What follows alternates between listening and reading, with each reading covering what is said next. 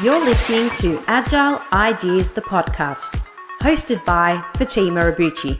For anyone listening out there not having a good day, please know there is help out there. Hi, everyone, and welcome back to another episode of Agile Ideas. I'm Fatima, CEO at Agile Management Office, mental health ambassador, and your host.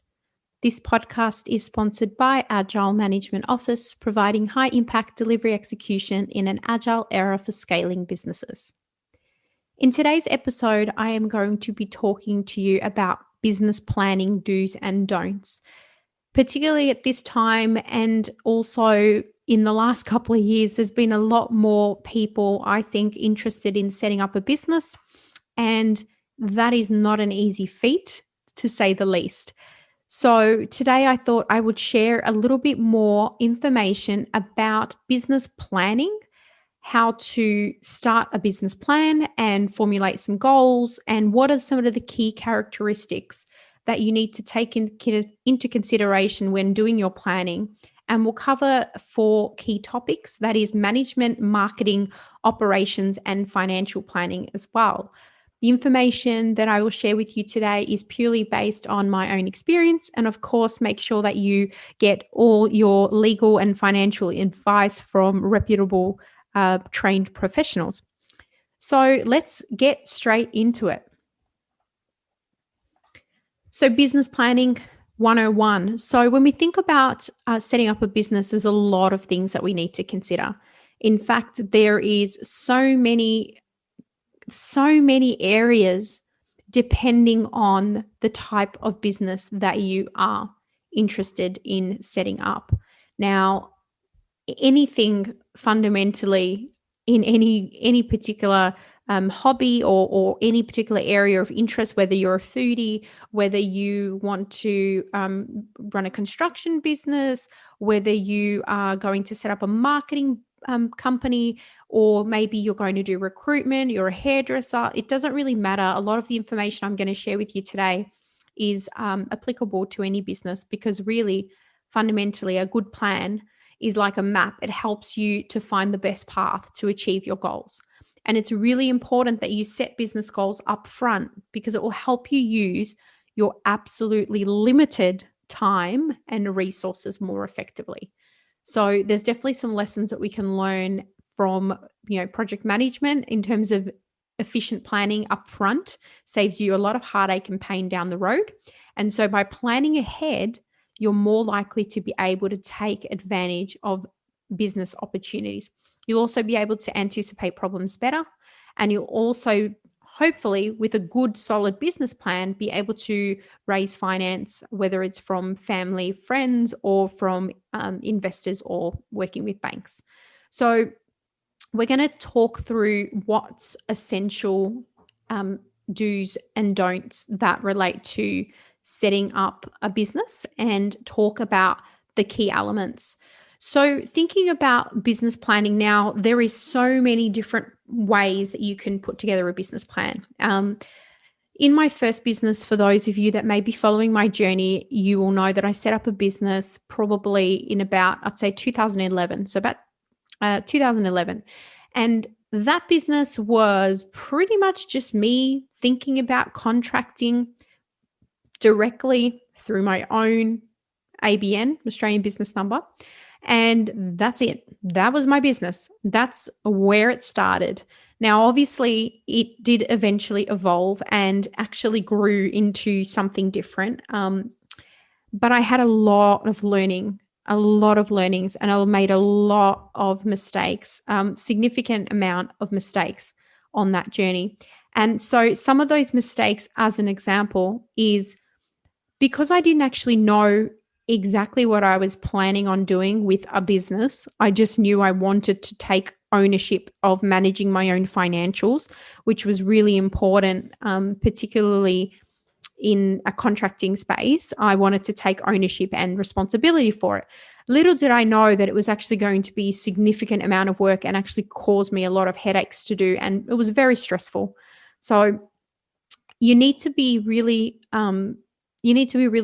clear with why you are planning on setting up a business. What is the business and why exactly are you doing this? You need to just think about that. And then obviously you could start mind mapping or brainstorming, whether it's alone or with friends or family, whoever it is that can help you, or on your own, as I did, and actually start to think about how you're going to bring the information that you know you need, because it's important when setting up a business to take into consideration your goals and, management and financials and how you're going to market it and operate it, etc. So when thinking about a business plan, there is lots of different views on this. Now, traditional business planning is 15, 20, 30, 40 page documents that are extremely onerous and take a really, really, really long time to put together. I am not saying that's not useful, but depending on your business, you may not need that upfront. So don't do what I did and make the mistake of spending 3 months planning a business instead of 3 months working on the business. There are things that you could do now that are better place to help you do an initial view. And there's a couple of things called a business model canvas, which you can find just by Googling business model canvas. And you can also find one called Lean Canvas, LEAN Canvas. These two are sort of your one-page business plan. And I've actually got those for a number of different segments within my current business, which we can talk about more.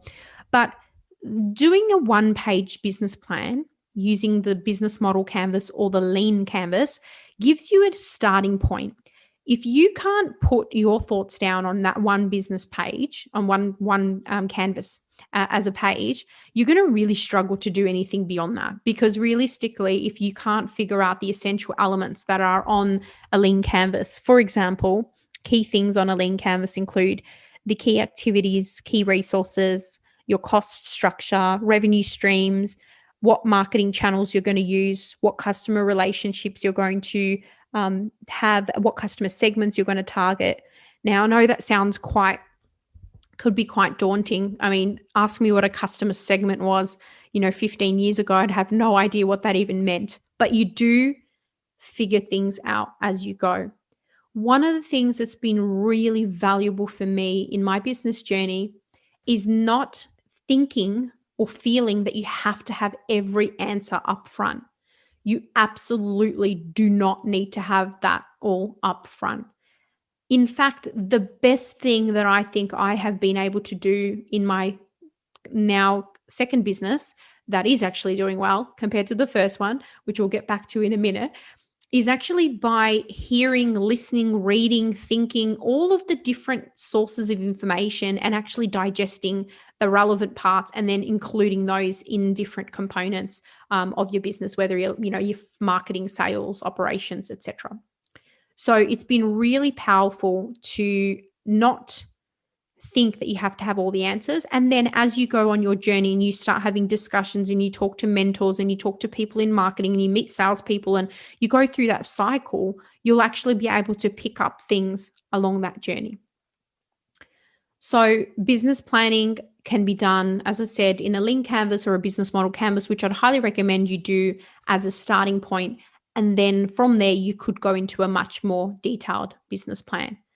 Now, when you think about a business plan, it really does, like I said, strongly depends on your business type.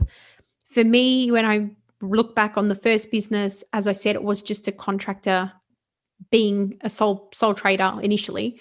But for me, then it sort of expanded a little bit. And what it expanded into was I ended up deciding to take my big business learnings, as I'd been a contractor for about 10 years, and actually take those learnings and apply them in small businesses, and also started to think about other ways to utilize my project management experience at the time. So I thought, I could do events. So I started doing events and I started doing some consulting. And then I was also still working full time. It's important that when you're starting out in business that you don't take the leap into full-time business if you don't have some of the foundations in place, which we'll talk to today. because you want to make sure that you have a little bit of a safety net so that you don't add additional stress. If you're anything like me, having the stress and overwhelming fears of not being able to cope if your financial, effectively your financial, pipe or is blocked because you stop earning a living, it makes it really challenging and exasperates your anxiety. So try to make sure that you've got a really good path to transition if you are in a role at the moment that is moving you from one full-time or contract, regardless of where you're earning your income, into a side business. So I'd recommend start working on it on weeknights and weekends. Now, some of you might be going, but I've got kids or I've got commitments or I already work for 40 hours a week, whatever the case might be. One thing I will tell you for sure is when you are doing your own business, you will work a lot more hours than you would when you work for other people. I know for me, there are weeks that I do 50, 60 hours, and there's other weeks where, because of how mature the business is now, I might actually do a lot less. So it does take time, but upfront, you'll find yourself spending a lot more time building out what you need in terms of the time and effort it takes for you to set up your business. So just have a think about that. And in your business plan, you would want to include that as well. You'd want to include the path from where you are to where you're transitioning to, especially if you are bringing on other people, et cetera, et cetera. So make sure that you have that in mind. And then on the business plan, one other thing as well is it is helpful to get advice on business planning. And there's so many free templates and tools online to help you develop your plan, as I mentioned a couple before. But you also want to start looking and collecting information that relates to particular sources in your industry. So for example, if you are deciding to set up a recruitment business, there are licenses that apply, in Australia, across each state, there are licenses that apply. Well, at least I've seen and been familiar with a couple of them in Canberra and in Melbourne. So, for example, if you're setting up a recruitment business, you really need to look at what are the licenses, what are the competitors in your industry, what sort of information that you would need to know to make sure that you are operating obviously within the law, but you also have taken into consideration anything you need to from the perspective of your industry.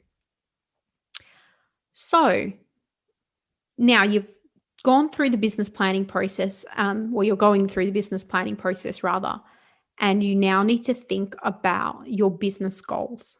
So you need to be thinking about having a clear picture of what the business that you are setting up will achieve in the coming months and years. Now, there is definitely schools of thought around whether you have to have a 5-10 year business plan and whether or not having a business plan for the next 12 months is sufficient. Or if you were like me, my first business completely had no plan and just tried to wing it, which I do not recommend because I probably spent or wasted rather a lot of time and money that I would have saved if I had properly thought about what business means, and I didn't know that back then. Fast forward, in the last 6 or 7 years, I've set up a business, Agile Management Office, and thankfully have done things right compared to what I did the first time. But I took those lessons and applying them now. So hopefully I'll be able to share some more of that with you in today's podcast. So formulating your business goals rather is all about what products or services are you going to sell. If you don't know the answer to that question, then you are probably not starting in the right place, because typically setting up a business, you're either trying to solve a problem that you or others face, and so therefore it may be beneficial to create a business around that, or you're trying to improve on something that's out there, i.e. doing better recruitment, or maybe you want to open a hairdressing salon because you are passionate about hairdressing, or maybe you want to open a restaurant, or maybe you want to open a consulting firm, or maybe you want to open a gardening business. Whatever it is, you need to have a clear picture, at least fundamentally, of your product or service that you are going to sell and provide to customers.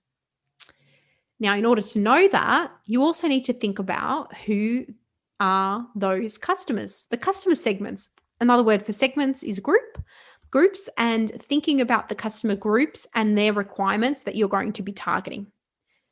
Now, when you look up products that I mentioned earlier, like the business model canvas as an example, there is some really good information that comes around that relates to identifying, your customer pains and gains, and really doing an exercise like that, and it is helpful because then you can think about the customers you're going to be targeting, and what it is that you are going to be targeting them with, what products and services that you're going to offer. Now, remember, when you're starting out in business, you don't need to do what I did and try to do everything at once, because that's a recipe for disaster. But what you can do is actually think about staggering what it is that you are going to offer. So, for example, you might want to offer an initial product in a range that you know in your mind you want to bring out to market. But for now, you might just offer one product in that range because you want to test the concept, you want to test the product, you want to test the customers, you want to test the feedback, the response. So you want to think about that and don't feel obliged to do everything up front. There's just enough to do in setting up a business, let alone trying to do too much at once and bring every single product that's in your head. Because if I bought every product or service that's in my head, holy moly, there would be so many products out there in the market. I wouldn't even know where to start marketing them because they would be completely chaotic, really, really chaotic. So stagger yourself, stagger the products and services if you need to, and just get clear on your bigger picture and what you are thinking of for the years to come. And then thinking also about the future. It's really important that when you are setting up a business that you have an idea of whether it's a lifestyle business, meaning you want to, earn a certain amount, write that amount down per annum, and that's then enables you the particular lifestyle that you want, whichever lifestyle that may be. Or maybe you want to build a business that you want someone to buy, or maybe you want to build a business that you then you can continue to grow and you want it to be a medium business or a large business or whatever the case may be. But you need to have a think about what is future success look like for you. It also helps from the perspective of visualization. It's really, really helpful from that side of things to really envisage what it is that you want to achieve. From my perspective in Agile Management Office, as an example, I have been visualizing what I want to achieve with this business for quite a long time now. And it's interesting because 5-6 years ago when I did my proper business planning, a lot of those things on that plan are actually coming to fruition now, from partnerships to products to services. And it's been fascinating to see the growth in terms of the product and services range that I'm bringing to market. So it is really possible to envisage it up front and then sort of grow and evolve and iterate that as you move forward. And then when you think about business goals, also think about what is it that's going to make customers buy from you rather than your competitors. So what is your unique value proposition? What is the thing that's going to make you special and stand out? I like to describe it as if you are introducing another cereal box in the cereal aisle at your local supermarket. What's going to make you stand out? What's going to make your product stand out? You need to think of that because the market is saturated with a lot of products and services already. And it's very likely that what you are thinking of as a business has already been done many, many times. So what you need to do is think about what it is that's going to make you different. And then finally, thinking about business goals, the other thing to take into consideration is really thinking about what is it that you expect in return. So you're putting in all this effort for this business, but in the end of the day, are you looking to, as I mentioned, have a lifestyle business? Are you looking to sell it? Are you looking to get to a certain particular revenue marker? Think about that. But remember, you can't formulate business goals without doing proper market research. So have a think about that and then put together your lean canvas or your business model canvas, and then you can take that into a detailed business plan. A couple of things to consider from a do's and don'ts perspective on business plans is do not be unrealistic about what you can achieve or base all your financial projections and all your projections on wishful thinking. They have to have some underlying data to support your ideas. Don't underestimate the challenges and changes over time. Change is good. Change will help you to keep updating your plan to meet the changing situations around you. And it will also help you serve this business plan will help serve as a live, ever-evolving plan. So my business model, Canvas and Lean Canvases, and my detailed business plan are continuously evolving. If they're not evolving, then I'm basically standing still. And also don't forget, you can ask for help. You can speak to accountants, you can speak to business peers, business mentors. I was very fortunate that even though I had no idea what I was doing when I started my first business in 2011, I was fortunate enough to be able to secure a business mentor through a mentoring service here in Victoria where I live. And that meant that I was able to have some support for someone to bounce ideas off that had already been there and done that and had been very successful in business themselves. So just have a think about that and don't be afraid to ask for help. So then moving on, let's think about the management side of things. So you obviously need to have a view of what sort of business structure that you're going to have. And what I mean by that is I actually read somewhere and found it really useful to put together an org structure, so an organization chart, which shows, the CEO role and then all the roles underneath. Now, for my business as a consultancy, it's really helpful for me to have that, even though I don't have a chief financial officer and a chief information officer. By putting together an organization chart or a business structure, it actually enables you to start thinking about those from now and remind yourself that you're actually in those roles until you find someone to replace you. So this is why we're the, wearer of many hats. Unfortunately, we're the chief HR officers and chief finance officers and chief everything. But that's what happens when you start a business.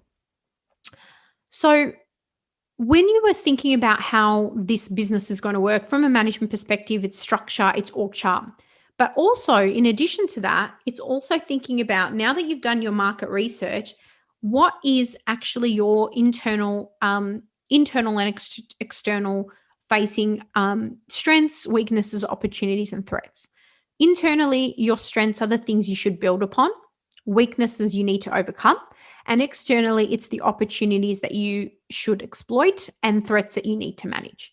Again, this ties back to your industry. So thinking about your industry and how those would apply.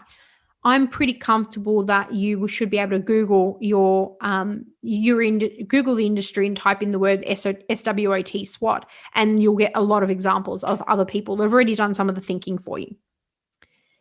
Management planning as well also includes things such as legal, business structures from a legal perspective, whether it's a sole trader, whether you're a company, etc. It's also your intellectual property rights, any licenses I mentioned briefly before, any supplier partnerships you need, and yada, yada, yada. So all of these things all make up your management plan, and they are really essential for you to make sure that you've got some of the key critical things in place. So this is where getting some accounting or some legal advice is really important, particularly if you're setting up a business and depending on where you want it to go, it's going to scale over time. Then marketing. So marketing is basically all about the products and services you're offering your customers and thinking about the life cycle, the product funnel. How are you going to get customers to become aware of your product, create interest, have interest, create desire, and then get them to take action? How are you going to know if the product fits and meets their needs? What's the size of your market? What's the geographic location? What are the trends that are occurring in your industry today? Who are your customers? What do they look like? Where are they? How often will they buy from you? Where do they buy today? What about your competitors? Who are they? How do they compete on price, service, quality? How do you take all of that information and bring it together? Well, that's what your marketing plan. It's all about covering the strategies that are going to help you to put in place plan to capture and keep your customers. This includes making your products and service available, how you're going to promote it, build your business image, networking, and your pricing. All of these things, including advertising, promotions, customer service, all come under the marketing plan. This includes sales as well. Now, marketing, I can tell you, is being the single most important element of this from a business perspective. And the marketing is not just about your company, but it's also your personal brand. So it's really important that you have you're taking care of both and treating them both with the utmost respect, because you only get one shot to have a go at having the brand and reputation needed to have a successful business. And it doesn't take long to ruin it. So you really want to make sure that you are taking that into consideration. In the first business, I didn't actually invest any time or energy in anything marketing that was valuable. I just did all these sort of fun stuff like business cards and banners and other things like that, but really didn't understand what it is that I was doing when I was trying to promote events back then, and also setting up this consultancy, etc. So there was a lot of things that I didn't know. But what I did was I took the learnings from that mistake and I actually engaged a marketing consultant that was extremely strong in her field and had a lot of experience, and worked with her to help define our customer segments and customer personas, which is, the type of people that we're going to be targeting. So you might not be able to do that up front, but what I can recommend is by having a marketing plan and having these as dot points inside the marketing plan, you can start to build that. And over time, you'll be able to invest money and resources into it to build it out. Moving into sort of the operational plan side of things, this is where you need to have certain thinking about the different components of your operations. Now, again, it really does depend on the type of business, but every business has people, every business has processes, every business will likely have suppliers, you'll have equipment or technology, you may have a commercial property, and then also you will probably have to do reporting, whether it's to your tax office or reporting to the banks or reporting to local councils, whichever reporting avenue, depending on your industry. So you need to think about these things. So people, it's who are you going to employ? Will you hire contract staff? What kind of supply and demand is there? How are you going to manage them? What expertise do they need? Could you use interns? What would those interns do? What is the first role that you need to hire in your structure when you've got funding available? That structure we talked about before. Then from a processes perspective, well, what systems and procedures should you put in place? What outputs and methods will you use? What's research and development look like? What is the business processes across all of your functions? What capabilities will you have? Defining and understanding those upfront is early. If you are having a store, what sort of processes will you have when customers come to the store? What is your accounting processes? What is your processes in relation to dealing with suppliers? All of the things you need to think about from an operations perspective go into your operational plan. And then finally, on the financial plan. So your financial plan is thinking about how much money you need to start your business. A lot of the time, companies bootstrap, which basically means that they don't have any money, and fundamentally try to spend as little as possible. My first and second business, current business, and the first one, both were bootstrap businesses, meaning no outside investment into it. And so you really need to think about how much money you need. If you don't know how much money you need, how are you going to know if you're ever going to get there? You also need to think about financial analysis. So this is where things like profit and loss become quite daunting and overwhelming at first. In my early in my career, I didn't really know the difference in profit and loss. I mean, you have to learn that and then learn how it applies to your business. Cash flow analysis. So profit and loss versus cash flow, cash coming in and out on a particular cycle, whether it's monthly, etc., to know whether you can actually pay your bills. That's different to profit and loss, where profit and loss and cash in and cash out are completely different. So it's thinking about how they apply. It's thinking about your balance sheet. It's thinking about the IP. It's thinking about the sources of finance. Who's going to lend you money? How much do you need? How do you raise finance if you are going to be needing that? And what is the business break even point? You know, what if you're running a business that sells products, well, what level of production do you need to cover all your costs? You need to have a really good view around what costs that need to be covered, so that at the very minimum you're breaking even. If you are losing money from the get-go, outside the gates, you're not likely to be doing the right things. So there's probably some really good focus that needs to be happening on that space. Now, it can be really daunting. Some people go straight into getting tools. My learning was just start with the spreadsheet in Microsoft Excel or Google Sheets and just use some free templates you can download online from anywhere and do your planning that way. Doing that will enable you to get a good grasp on learning some of the techniques and the learnings around the terms, terminology, etc.